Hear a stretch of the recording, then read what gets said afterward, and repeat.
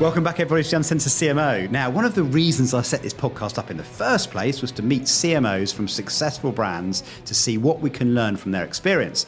And my next guest, Ed Pilkington, who is CMO of Diageo North America, oversees some of the most famous brands in the world. Brands like Guinness, Bailey's, Johnnie Walker. These are super successful brands that we all drink regularly and will have heard of and seen some amazing marketing from. Now, it's a big portfolio of brands, so I wanted to find out from Ed, how do you manage such a big portfolio? How do you innovate and stay relevant? What are the trends and fashions in the drinks business that they are spotting and doing? What are his big failures? I mean, I bring a few in this episode, which you'll enjoy, but what are the successes and how do you become a great CMO on successful brands? So I really enjoyed this conversation. It's a proper CMO conversation, this. Here's my conversation with Ed Pilkington.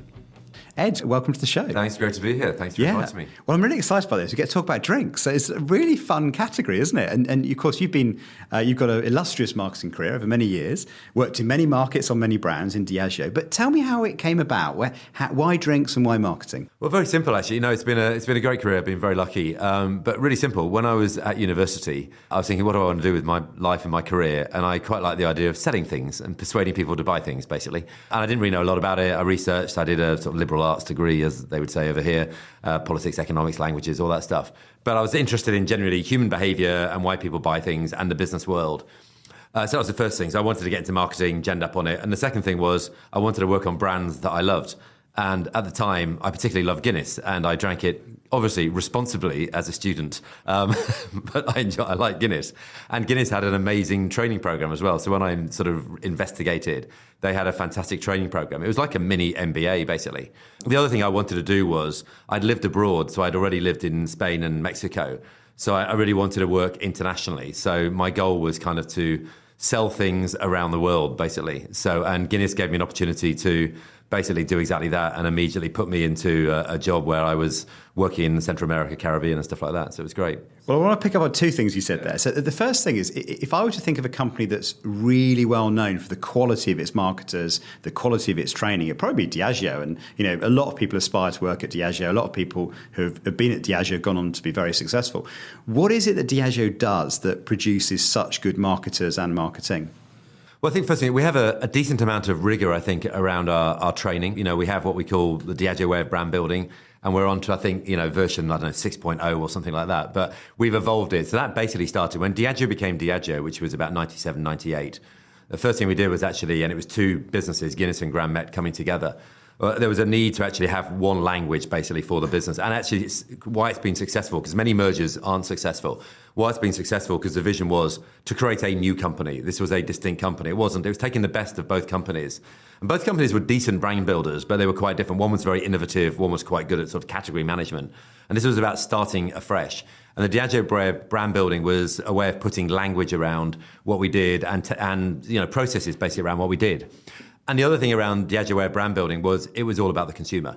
So it started. So the first module in the first Diageo way of brand building was about consumer-driven strategy and how you start by understanding the consumer.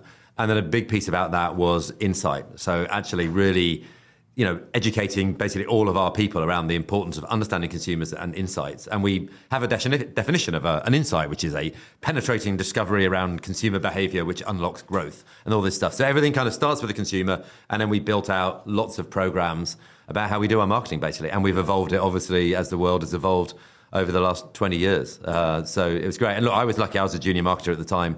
It's great. So I was lucky to see it and have seen it evolved. So I think that was the first piece about that.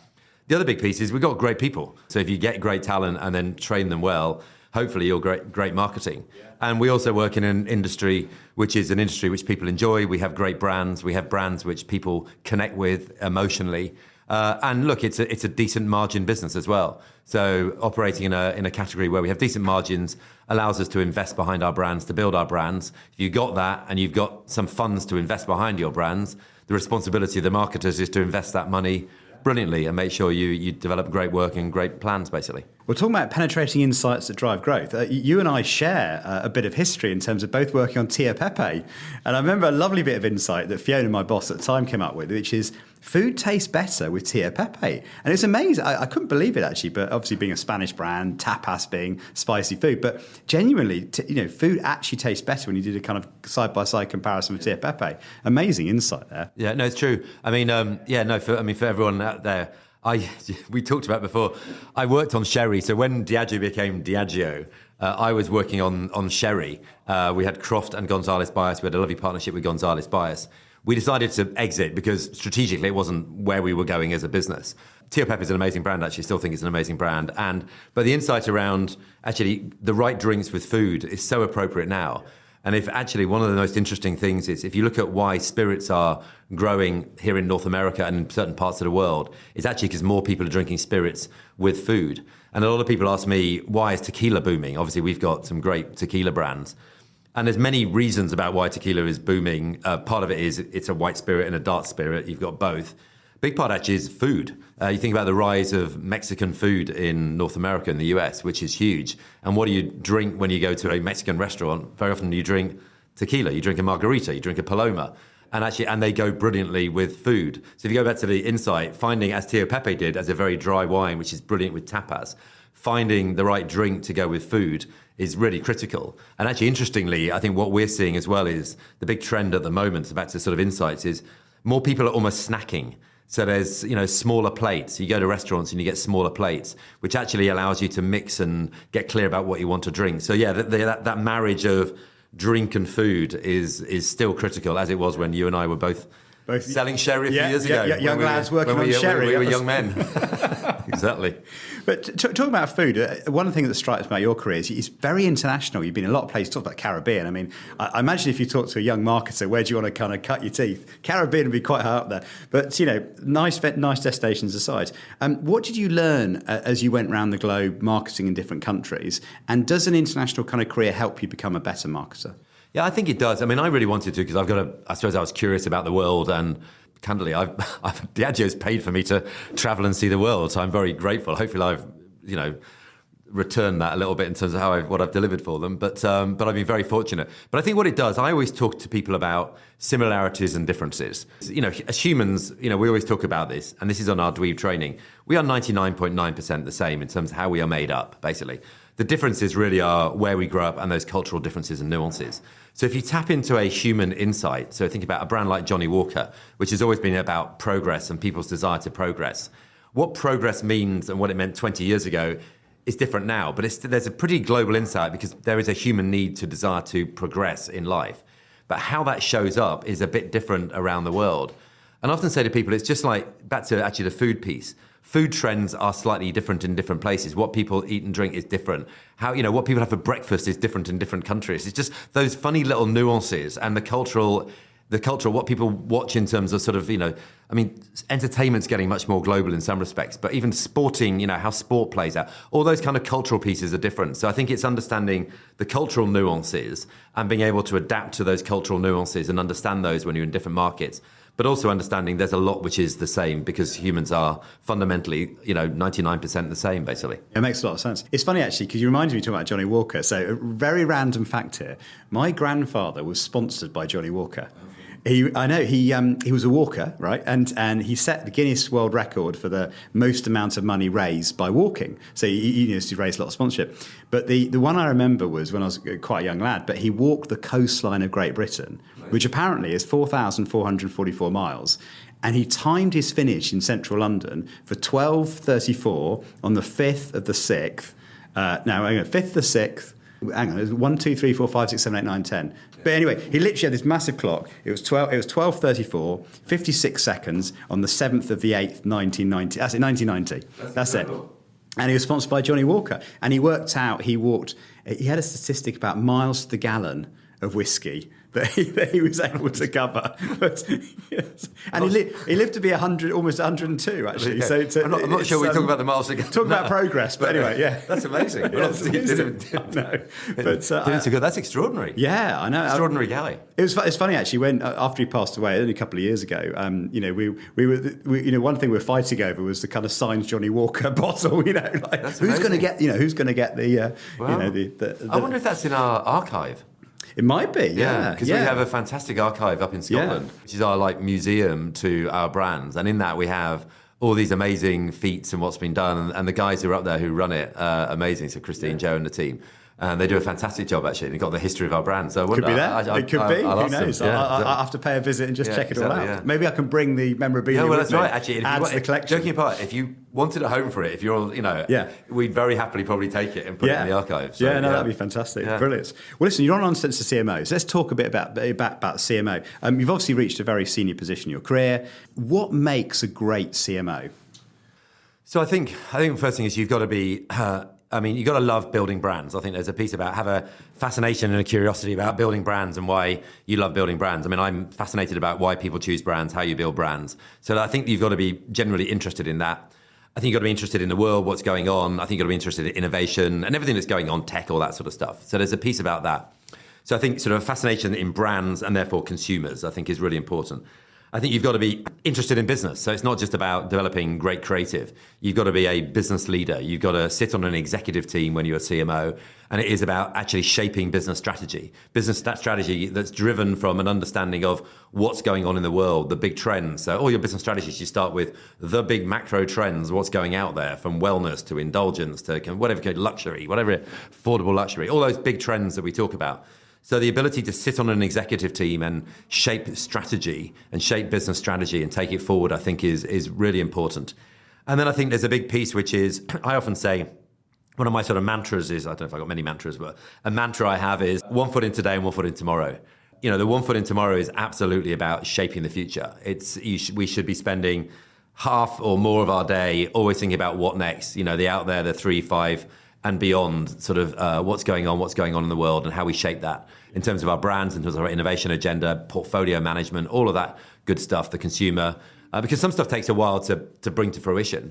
But we're also business leaders and we have to make sure that what we are doing, so the brands we are running are delivering in the here and now, and we're learning and understanding and we've got the right measurement. So I'd say, brands, consumer understanding, business leadership, inspirational leadership, and shaping strategy at an executive level. And then it varies whether you're a single brand company or a multi-brand company in terms of how you do that. Yeah. I like what you say about business, actually, because the biggest change I noticed was you go from being sort of a functional specialist where you're doing the marketing, and then you find yourself in a kind of cross-functional role where actually it's about business strategy and leadership, and actually the marketing bit becomes actually a smaller part of the job, doesn't it? And it's more about your influence on the business overall. Very, very much so. I think a big part of my role is actually, I'd say, portfolio management, and obviously working with our CEO and FD, CFO, etc.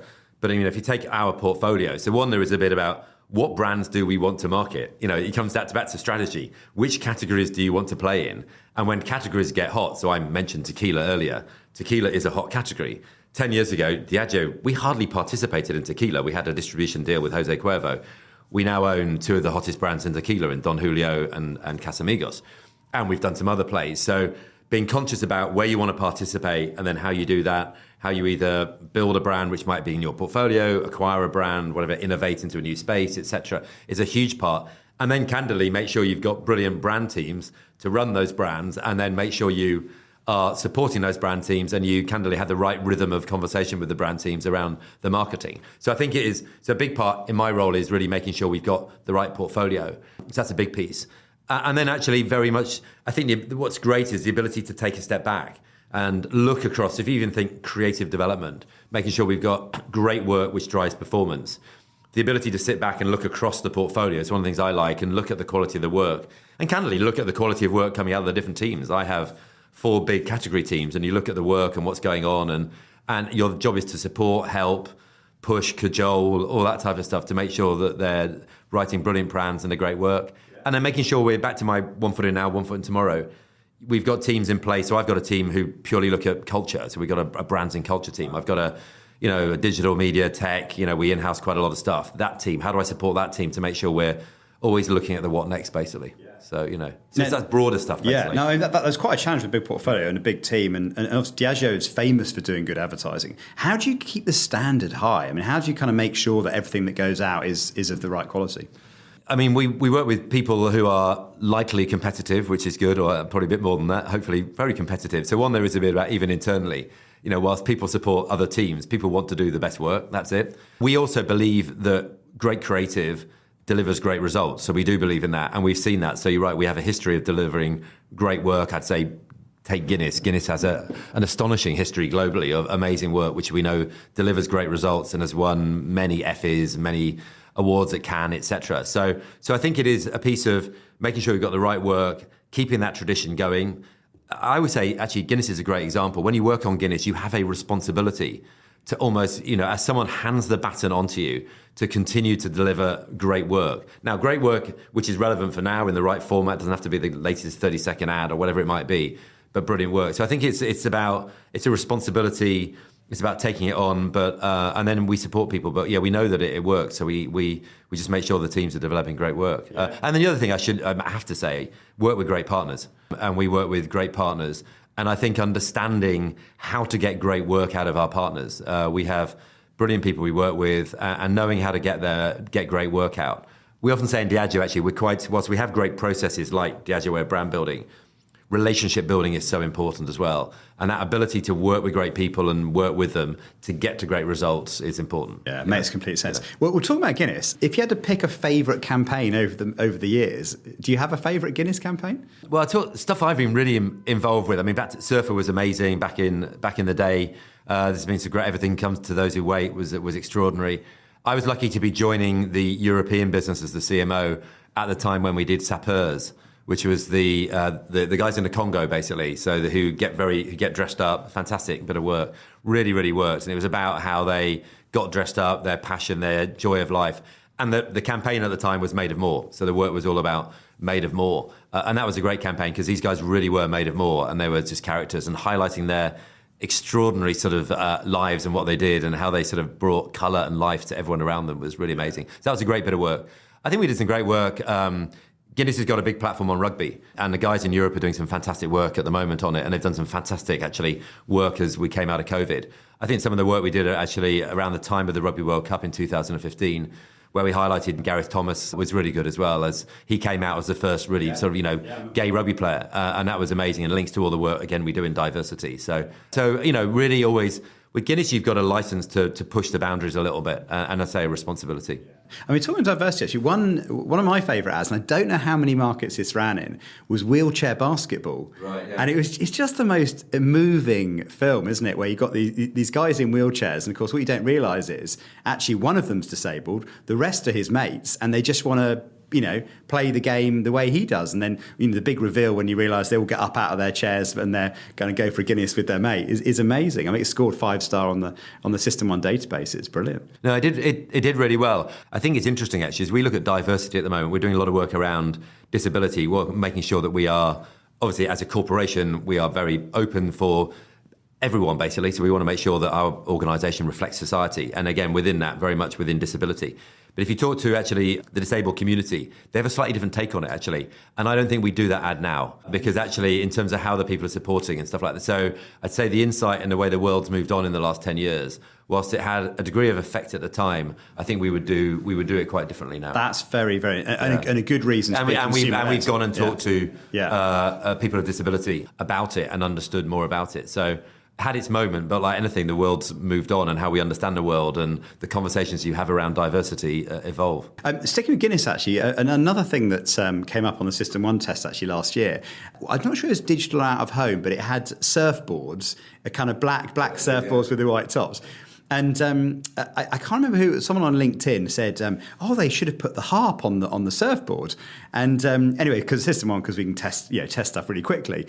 Someone mocked up, the without the surfboard, with the surfboard without the harp and surfboard with the harp. And you kind of think, well, what difference does that make?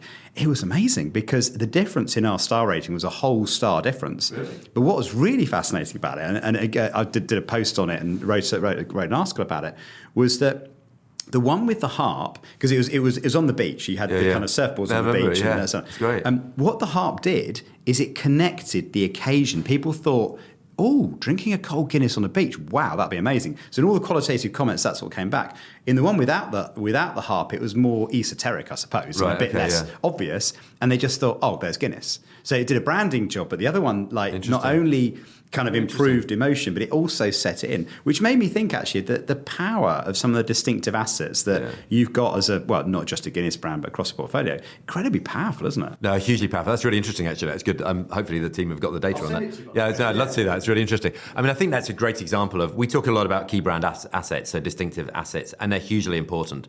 And it's making sure that we really value those and use them. Guinness is a great example. So if you take the pint, black and the white head, how do you use that in your iconography on a regular basis? Because it is recognised by consumers. So when we track our distinctive assets, we know that is pretty much that and the Guinness word mark and the harp are our three, major distinctive assets. So we've had this conversation actually, a brand like Smirnoff actually recently, where I've been on a bit of a sort of push on the thing that consumers most know about Smirnoff is what we call the eyebrow, because it's sort of, it's eyebrow shaped, the red eyebrow shape with the Smirnoff word mark in it. So make that very visible for consumers. So again, and actually in the latest work we've just put out here on Smirnoff Ice, as we relaunch Smirnoff Ice here, the eyebrow is very, very visible because it is a hugely important distinctive asset that we've built over years. It's on millions and millions of bottles.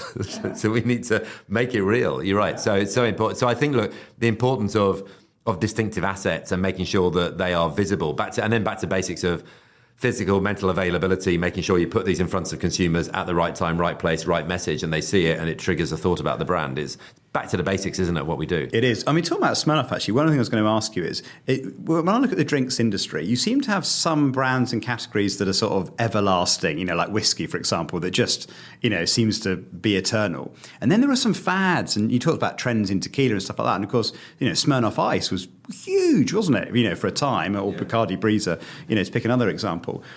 What dictates, do you think, the trends and fashions that you see? And why is it some categories seem to be consistent and other categories seem to sort of come and go? Yeah, it's interesting. Most of those, certainly categories have moments. And when categories have moments, it tends to be because they are vibrant, i.e. there's a lot going on in the category. So it tends to be lots of brands, very active, and they are tapped into culture. So they become deeply culturally relevant. That's, I think, the first thing. Second piece is, nonetheless, there are certain brands in our category, like, tequila's having its moment at the moment and hopefully will continue, but it's been around for a long time. People have been drinking tequila in Mexico and here for quite a while. Whiskey has been, vodka has been, etc. So these are long-term categories. It's just they tend to have a moment when they are active, vibrant, and in culture. So there's a piece about that. I can talk a bit more about that. The other piece is, I think, then good brand management and focus and business deciding. Because we have, as a business, for years, made conscious choices that Johnnie Walker is a massive priority for us.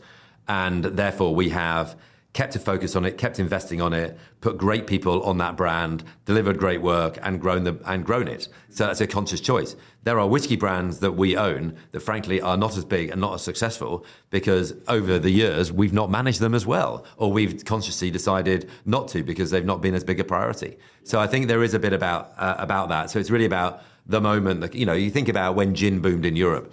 There was a mix of, if you'd gone back to 2005, everyone would be saying gin and tonic, it's really boring, don't want to do that. It's my mum's drink, my grandfather's drink, all this sort of stuff. And it was served in an awful little wine glass in Europe. It was terrible. It's similar to what people thought about tequila here. It's all about shots and stuff like that. Categories can really evolve, but to evolve, they need something that needs to shift. And it's normally a cultural thing. It'd be about bartenders getting behind it. It's about changing the serve. It's about a drink that gets into culture. It's about celebrities being seen with it, drinking that, getting behind it. And, this applies in other categories. It's all that stuff, basically. The thing I loved about gin, actually, was not necessarily what happened in the UK, which was impressive, but in Spain, where they suddenly started drinking gin out of these enormous goblets, and they literally would fill the entire goblet full of ice, and it just created theatre. And it seems that the kind of theatre and the way things are served is particularly important in this category. Well, that was where the whole gin revival, which then went into GB and the rest of Europe and parts of the world, didn't quite hit here because kind of tequila and whiskey happened here. It started in Spain, and it was Ferran Adria of El Bulli, who was the one who put gin into the big Copa glass, which is a bit like a big brandy glass, tons of ice, put it all in there, gin. Actually, he was partnering with Fever Tree, who've obviously done a brilliant job of building their brand, and then put all the kind of the whatever your favorite garnish is, but and often a lot of garnish in there, and you got this amazing. So I remember going to Spain in 2009, it must have been, and having my first big Copa glass, and it was like a fishbowl of gin. It was amazing. And actually, I then went to run gin, vodka and rum globally. And we went to a lot of the markets. I remember talking with the GB team, and it was like literally we produced a lot of those glasses and we just put them into the GB trade. Some of our competitors did. And initially there was this pushback, which was, it'll never work. These glasses are too big. And actually they weren't as big as those original ones. And they won't work in dishwashers in a pub. I mean, literally as simple as that. Fast forward to 2014, 15, any decent pub you went to, so any sort of, cool pub in London, Manchester, wherever it would be, you'd be served a proper gin. So absolutely, the serve in culture suddenly became cool. Behavioral economics, people start doing it. So all the stuff around, don't like tonic, because gin was polarizing and tonic was polarizing, but suddenly you took something that in theory was polarizing and made it taste and look great. And then the other thing is, of course, that hit when Instagram became big. So suddenly, the importance of beautiful drinks. So when we did pink gin, so if you think about gin was becoming really big and everyone was drinking gin and tonic, but there were still some people who go, I kind of like it because everyone does it and it's kind of cool. But it still isn't my favorite drink. So suddenly, especially for sort of legal drinking age plus 20-something sort of females especially, and, so the pink gin was an amazing success because actually it took gin, made it slightly easier to drink for people, and it just looked beautiful. It did, didn't it? The looks were a big part of that, wasn't it? It's funny actually talking about in-bar insights, actually pivoting a little bit to soft drinks. So I worked most of my career in soft drinks. Fascinating insight on J2O actually, because J2O is a brand that kind of juice brand, but it was inspired by Two Dogs or Hooch at the time. The idea was, what if you put a soft drink in a kind of a premium packaged spirit packaging and make it cool for kids? Sort of thing was broadly the idea. But I remember one of the reactions from the bars was you've made the bottle slightly too big because the glassware was 250ml and the bottle was 275ml. But it was genius because they had to give the bottle to the person drinking. So rather than just with soft drinks, it's probably the third most important thing. You've got the alcohol, then you've got food, then soft drinks is a distant third. So most of it is like cracked open like a Coke, thrown away. You never ever get to see the brand. Whereas in this one, bartenders were forced to hand over. So suddenly you went, oh, you're drinking something else. And that was actually one of the insights that actually started the... That's interesting. So literally bottle on the table so you see it. And again, that's so what was a problem, from a bartender point of view, like you say about dishwashers, turned into an advantage for the brand. That's amazing. Yeah, that's quite a little known thing. Talking about fashion as well, one thing I noticed particularly in this market is the role of celebrities. So we talked about gin, Ryan Reynolds with Aviation Gin. Why are celebrities being used so much for marketing? Well, celebrities are being used a lot because I think they have a lot of influence. I mean, it's as simple as that. When we talk about influencers, and how do brands reach, different consumer groups, one way is to talk to influencers who can access whatever consumer group you want to get to. It's as simple as that. And, some celebrities have broad reach. So if you're thinking with us, if we go back to that 2007-8, actually, when we partnered with Sean Combs, with Diddy, who actually I've got a meeting with today, on Ciroc. He was almost one of the first in the spirits world to really get behind a brand, really drive it, put it out there, talk about the brand with, a broad consumer group and basically make it very successful. In spirits as well, I think, so that was a bit of a model. I think what happened is consumers saw that it was an interesting category. It's kind of, for many people, an attractive category. It's a very social category. So I think a lot of influencers enjoy, if they are in the category, they enjoy being part of it. And they can see that they can build brands. So it has been successful. So clearly what, George and Randy did with Casamigos, has been highly successful. And that's one of the reasons we bought that brand, similarly with Ryan Reynolds and Aviation. And there's many other success stories as well. But it is just the fact that the consumers have reach and influence. You have to do everything else. When they do it, it's still important. You've got to get your distribution right. You've got to be in other places. You've got to land all the right brand messages and stuff. But, but they have influence. No, they do, don't they? One thing that's mentioned earlier, actually, is investment in brands. Obviously, high margin business, Diageo. I think anyone looking into the business is always very envious of the amount of investment you put behind brand building and the long-term view you take. Is that a conscious decision by the business to kind of take a broader view? And how do you build the argument for kind of investing in marketing? Yeah, no, it's a conscious decision. Look, we've been lucky. We have our leaders. If you take Ivan, or Sir Ivan, who's our outgoing CEO, he's done a fabulous job for the last 10 years, and Deborah, who's our incoming CEO, they're brand builders. They believe in brand building. They believe in investing behind our brands. What they want to know is we're investing well behind our brands, but they understand that the way that we will grow our business is about taking the right portfolio of brands, the right brands, and doing great work behind them to grow them, basically. And that's it. So we fund them. And to do that, you have to You need the right amount of money to reach your consumers. It's as simple as that. So if I went back a few years, in some cases, some of our brands were underfunded. And then if you come back to the basics of brand building, if you're not reaching the right amount of consumers with the right message, and you're not as physically and mentally available, back to those basics, then it's going to be harder for you. Simple as that. So I think we did a pretty good job, internally, of sort of selling the argument for why more investment works. I mean, at a really basic level, and all the CMOs and marketers listening on this will get it, is, if you're erratic, if you're not pretty much on all year round in most of your big brands, and you lose a period where you just don't become top of mind anymore with consumers. We all know consumers have repertoires. We all know that. Consumers have other choices. So we're not arrogant enough to know that the only whiskey that anyone's going to buy is Johnnie Walker or Bullet or anything. People have repertoires. These are active categories. So you have to keep your brands relevant and current and present. But one of the challenges, because obviously you're a portfolio business, how do you decide which brands get investment, and how do you avoid the innovator's dilemma as well? So, the idea that if you're trying to innovate as a big business, it's harder to do that because obviously you've got big brands to focus on. So how do you get that balance between, I guess, where you invest, but also how do you nurture innovation in where you've got mega brands that are got a lot of money behind them? Yeah. So first thing is you have a portfolio strategy. So at a very macro level for us, you go, where do you want to participate? What are the big trends? If it's like wellness, looking after yourself, as I said, indulgence, I meant to luxury. There's, you start with the big trends and then you go down to what are the hot categories, so tequila, whiskey, etc. So you sort of start to make some natural prioritization choices. And then within that, you start to say, what are the brands? How do you prioritize within the brands? Where are the brands in their stage of development and what do they need? And actually a lot of that will come down to how big is the brand? So what level of penetration have you got? So have you got like 2 million consumers? Have you got 5? Have you got 20? Have you got 40 million? So looking at almost what the brand needs and what you need to do to grow that brand. Because as we all know, the best way to grow a brand is just get more consumers in. As simple as that. It's drive penetration. So you know how to reach more consumers. So we look at it at a trend category level. As we do our planning process, we start by looking at trends. We do a sort of broader piece. We do category strategies, look at how we want to participate.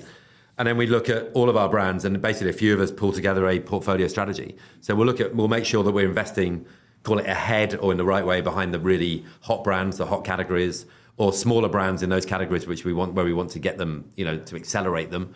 And then we'll look at maybe some of our big brands where we're not expecting as much growth, but we need to make sure we've got the right level of plans which can deliver against those. So, and then it's balancing small, medium, and long, brands. What are we doing for the smaller brands, which we know are going to be the medium brands and then the bigger brands of the future, and making sure they're set up for success. Well, I think that's a challenge, balancing short and long, isn't it, in a way? Really important, because it's very easy to just, a lot of the smaller brands, just keep them ticking along and not actually accelerating them. And then one day you'll wake up with a load of big brands. And the way that our business and many businesses grow is you need things to be taking off. You need the next thing. So back to innovation. It could be something in innovation. It could be a new thing on Crown Royal, a new thing on Don Julio. It could be a new brand. But you do need things which are going to accelerate. Our business has benefited from tremendous growth in our whiskey brands and our tequila brands. But you've always got to be thinking, what's the next thing that's going to come through in the next 2, 3, 4, 5 years? And you've got to be setting that up for success. So how do you do that? Do you launch a range of things, see which one seems to work, and then back them? Or how do you make those decisions on what to back for growth? It's a blend of stuff. So at a category level, you'll look at the category, you'll say, where are we participating? So you'll segment the category in different ways. One, you'll segment it. You do a classic kind of consumer segmentation. You'll do it and you say, well, we might compete in a traditional, we might do a more modern or more progressive, whatever, nice segmentation that the team will come up with. So you'll look at that and you go, well, we've got an opportunity in this segment. Then at a basic level, you look at price pointing and you'll go, well, we compete well in 20 to 30 and 40 to 50, but maybe there's some opportunities there. So you look at the categories and you write an opportunity and you say, look, we're big here, we're there, we need to grow here. So how do we get into this space? And then that's down to you either innovate, you acquire, or whatever, and that helps to shape our future strategies. So you look at those areas. So that's how we approach it basically. And then and it works in different ways as well. Each brand will also look at itself and have an innovation strategy. So what's the role that innovation plays for that brand, and what can you do? You need to build your base, because the base is really important. We're not an obsolescence business. We don't we don't have the latest edition we throw the old one out. That's not what we are. So you need to know the role of innovation. But a big piece is really looking at the consumer landscape, the opportunities, the categories we operate in, and then deciding where we want to participate, and then frankly making choices. Then you have to make choices about, and in some cases it may be we've got a lovely little brand in whatever, a whiskey brand. We're going to just keep it ticking along, and it may be just regionally is really important as well, here or wherever. We may say we're just going to have this focused on 2 states for the next year, keep it growing, learn about it, validate the growth drivers, make sure we're doing it. And if we start to get some success, then we'll put more money in 2 years and a bit more in 3. And then you never know, it might hit a tipping point and then off you go. Yeah. No, it makes a lot of sense. I'd love to round up actually by asking you a couple of questions on your biggest success and your biggest failure. And just for fun, I'll while you think, I'll tell you my biggest failure. I'll put that in quotes. And a brand that we share actually, Di Serono Amaretto. But I was working on Di Serono. This must be about 2002. And the timing is super important. It just goes to show how important timing is. Now, you'll know this, of course, because you've managed the brand as well. Di Serono's got a very distinctive smell, and it's one of those love it and hate it brands, isn't it? You get your absolute people that adore that kind of almondy flavour and smell, and people that just can't stand it, sort of thing. And I came up with an idea that, because Christmas is critical to liqueurs, isn't it? I mean, it literally is, 80% of all the annual sales went through in December. And I had this idea. We had the big campaign, out-of-home campaign in London. We're doing some sampling in bars. And I thought, wouldn't it be great if I took over the underground, the 4 biggest stations, right? And what I decided to do was basically, like you go into a supermarket or a grocery store over here and you can smell the bread. Yeah. And it just like, oh, lovely. It makes you go to the bakery. And I thought, wouldn't it be great to actually pump the smell of almonds in the underground, you see, so everyone gets this waft. And then as you go down the escalators, you've got Di Serono adverts. And I even employed people to give out the little mini 50ml bottles when you go through. They're cute, aren't they? Little kind of square bottle. Now, they say timing is everything and everything is timing, because this was as we're about to go to war with Iraq, and there was all the talk of weapons of mass destruction, right? And the campaign went live on a Monday morning at 9:00.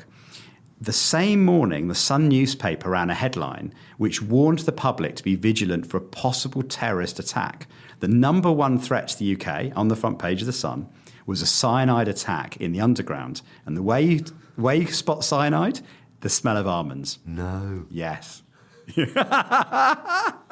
So I was at a trade show, right, when this happened. So I hadn't got my phone on. And then by lunchtime, my phone went mad. And it was like, hi, it's so-and-so from the Daily Mail, it's so-and-so from the Times. I mean, literally every journalist was phoning me up. And what's your statement? What are you going to do? So we obviously had to, well, I say cancel the campaign. It's funny how these things work, because it actually made the front page of the main newspaper in Italy, right? And it went, £1.5 million campaign goes down the drain, sort of thing, or goes down the tube. Actually, all I had to do was just turn off the centimeters that were in the underground. The rest of the campaign was absolutely fine, but it just got a life of its own. And that weekend, I was the subject of Have I Got News For You? Remember the game show where you had to go, what's the story? And they kind of like, they had, I was the topic. And then in the Independent, there was a whole page article about when marketing goes wrong. And I was literally the case study of like, of it all going wrong, basically. Producer James, by the way, anyone listening and watching that wants to know, Producer James has pulled up the quote. So basically, I said... Oh, that was funny as well. Oh, by the way, sorry. In the Sunday Times, right, they have this... They used to have this... I can't beat this, by the way. This is called... But I'm just giving you time here. Well, who's got the most epic failure? But in the Sunday Times, they used to have this thing called the verbatim, the quote of the week, right? They had a quote from JFK, they had a quote from Tony Blair, and then a quote from me. And the quote was... I don't think this is the same quote, but it's something like, while we're disappointed that, the consumers won't enjoy the wonderful, aroma of almonds in the underground, clearly security is more important than marketing. And of course, I didn't write the quote. Our PR agency quickly got something out there. But anyway, that quote is still up in my downstairs toilet at home, proudly framed. But the lovely end to it is we saw sales that Christmas hit a record. You put it really well. Yeah, it's like, no PR is bad PR. But that's my funny sort of alcohol drinks. I think I can match that. That's a brilliant story. That's just extraordinary timing.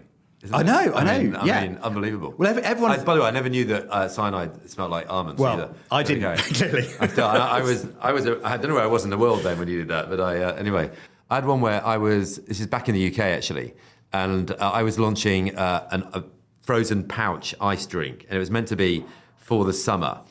And the whole idea was it was like this drink, and it was a drink. So it's basically frozen pouches. It was going to be with Smirnoff, You sort of get this, and it was like freeze, crush, and suck it. Basically, you'd do it, and you'd be able to you'd have this pouch and suck it on the dance floor, and it'd be like really cool. It was a time when all the raving was going on and clubs, stuff like that. So it was a sort of cool way of doing it without people participating in other areas, which were less good for you, shall we say? Anyway, so the idea was there. Anyway, so we tried to get it right, and it's one of the joys of supply, of innovation, is working with supply and getting. I mean, our supply people are great, to be very clear. But anyway, bottom line is we completely missed the summer. We ended up it was being manufactured in Italy. We had all sorts of production issues. The Italians, they went on holiday as they do in love them back to in August, which now most people do. Anyway, we ended up with this stuff in October, testing it in Leeds in October when it was miserable. Absolutely freezing. And it was absolutely freezing. Totally missed the summer. We had a load of this stuff. Okay, we had more than we knew what to do with. And then we talked about like freeze, crush and suck it, which is probably, and so we probably shouldn't be. Anyway, the damn things were rock hard. So you couldn't even, you took them out of the freezer. They were like that, and then they were so icy, they'd stick to your hands. Then we had to start to produce gloves that you could hold on to these things. And anyway, we ended up binning the whole lot. Oh, wow. And that was it. So that was one of those innovations which was, the idea was good. It was like, I don't know, back to my point at the start, was there an insight? I don't know. I think that might be product driven and something like that. Yeah, maybe definitely. Maybe another great Just because insight. you can doesn't mean just you should. Just because you can, yeah. Exactly. Yeah. Do people really want frozen drinks in their hands in I always wonder whether, I thought the pound store model is genius, because I think basically you go into pound stores and you see things that you don't see anywhere else. Yeah. And I reckon it's basically all that. Yeah, it's a lot of stuff. It's all the stuff that didn't work. I think some of it is. Where someone's got a lot of stock in their warehouse. Yeah. What do we do with this? And they sell it for sell it for like almost nothing. I mean, sometimes when we have stuff which isn't quite as successful, or we'll find different channels to because you want people to sell it, and normally it's going to be good. So exactly. True. There you go. Anyway, there you go. If you want to find an obscure thing, I'd forgotten about that until you triggered a thought. But yeah. Well, they always say end on a high, of course. So, as you look back on your career, what are you most proud of? I think I'm most proud of a few things. I mean, everywhere I've been, I've loved it. I've been really lucky, and the businesses have been great. So I'm proud of sort of leaving businesses and going. I touched on Guinness. That my 5 years in Europe were amazing. We went from a -5 business to a +5 business, and we did some great work. I look back very fondly on what we did on gin and Guinness, especially, and those brands there were great. I had an amazing time in Australia years ago, and we had a lot of fun with brands like Bundy and stuff like that. We're down there, which is awesome. Living down there was amazing. I'm really proud of what we've done here in North America over the last 5 years, and the growth we've put on a lot of growth to the business since I've been here, and I'm really proud of that and some of the work we're doing on the brands. So if I go through, I look back, I feel very privileged and lucky to have been able to work in fantastic markets and different roles around the world, and be part of hopefully growing the brands and working on some amazing brands and doing some good work on them as well. Great. So brilliant. So very good, very lucky. I noticed you dropped some conversation earlier, meeting with Sean Coombs. Yes, exactly. That can't be a bad way to spend your day. I've met a lot of interesting people in your time. No, we still work with Sean on Ciroc, and he's we've got a meeting with him this afternoon to talk about the what next. Amazing. So who was the most surprisingly? He reinvents himself. Actually, he really does. Really, yeah. Yeah, who's the most surprisingly nice celebrity that you've met? That you thought, that's unfair too. They're all, no. You can't be drawn on that. Yeah, No, because I always think it's funny when you meet celebrities how they differ to their personas. Yeah, I think what you realise with working with celebrities, and I can say this, is what's amazing. They are brands. And what they are doing is they build their brands brilliantly, and they're very conscious of their brand and how it is. Back to what I said about Sean, how he looks at who he is talking to, who he communicates to, how he reinvents himself. And I think there's a lesson for all of us as we build brands. Yeah. Being very conscious about who you are, being very conscious about as a celebrity where you are literally in your life stage and how relevant you are and stuff like that. So I found that I sponsored Anthony Joshua when I was working on Lucozade, and I was so impressed because every time that we did something together, he would remember my name. He'd remember the fact I had young kids, and he would. If we were at a press release or something, he'd go, "John, why aren't you in this photo? Come on up." And and I was just like, there are thousands of people he must meet. I wasn't even day to day. I was kind of one step removed from the negotiations and the organisation sort of thing. But his ability to make you feel special and remember your business and what you're trying to do. And I remember on Lucozade, actually, we had an X number of days a year that we kind of agreed with him. And we were going to start this new kind of Made to Move campaign, which is about inspiring people to exercise. And I think on the day, that we launched, we just had this idea, well, what if he just tweets to say, join me for a run in my local park or whatever? And he said, yeah, fine. And he was just very happy to kind of go way beyond whatever was in the contract. Or we've had team meetings, he'd turn up and we'd do a workout with him or something. We did a boxercise class actually and set a record for the most number of people doing a boxercise at the same time. Yeah. So I think it's just all those kind of things. It was just the over and above relationship building. It's amazing. It's really nice, isn't it, when you work with celebrities and realise, they care a lot, and they do. But they also, but it was the fact he knew his brand. He even knew his tone of voice. That he was very positive. In boxing, particularly as a boxer, he very cared about people, cared about the story and authenticity and all that kind of stuff. It's quite nice. Really nice. Yeah, that's great. No, they do. That's true. That's great. Well, have a wonderful meeting with Peter. He's sending my love. Cheers, John. Yeah, will do. Thanks for coming on. Yeah, appreciate it. Thank you very much. Enjoyed it. It's been great to chat. Thanks a lot. Cheers. Bye. Ladies and gentlemen, thank you so much for listening or watching to the Uncensored CMO. It's great to have you with me. If you enjoyed that and you never want to miss an episode again, please do subscribe wherever you get your podcasts, or if you're on YouTube, please do hit the subscribe button. If you'd like to get in contact with me, please do. I'm on Twitter at UncensoredCMO, over at LinkedIn under John Evans.